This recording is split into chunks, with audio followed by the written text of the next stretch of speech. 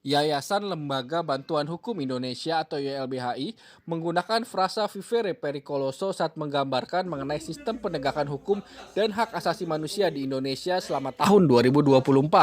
Adapun vivere pericoloso adalah frasa asal Italia yang berarti bahwa hidup penuh bahaya.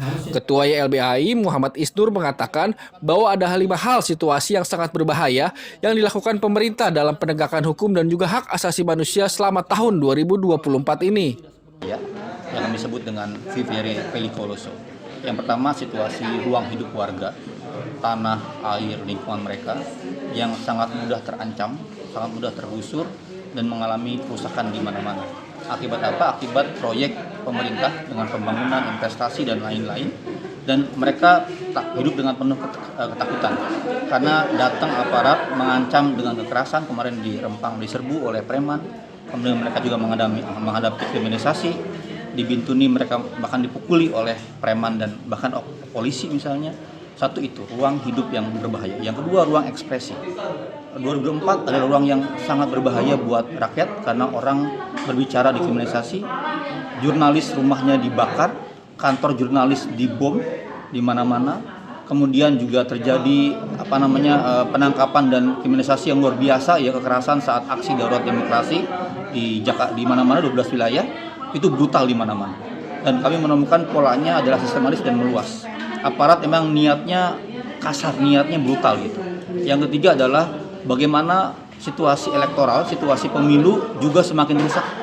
Ya, bagaimana aparat pemerintah, aparat kekuasaan itu digunakan untuk mengarahkan pemilihan pemenangan kepada dinasti. Bagaimana pengadilan Mahkamah Konstitusi itu dirusak, ketuanya melanggar etik, ya, demi kepentingan dinasti. Itu yang ketiga. Yang keempat adalah menguatnya peran kepolisian dan militer dalam mengawal banyak hal.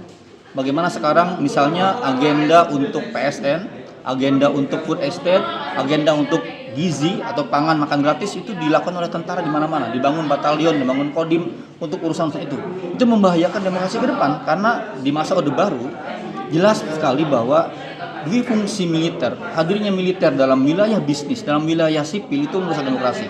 Yang kelima adalah 2024 menggambarkan mandek dan mundurnya penyelesaian HAM masa lalu.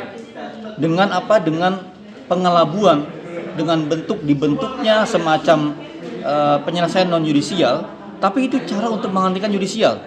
Semakin mengubur siapa penjahatnya, siapa pelakunya, makin nggak jelas, makin nggak dibuka. Data-datanya mana?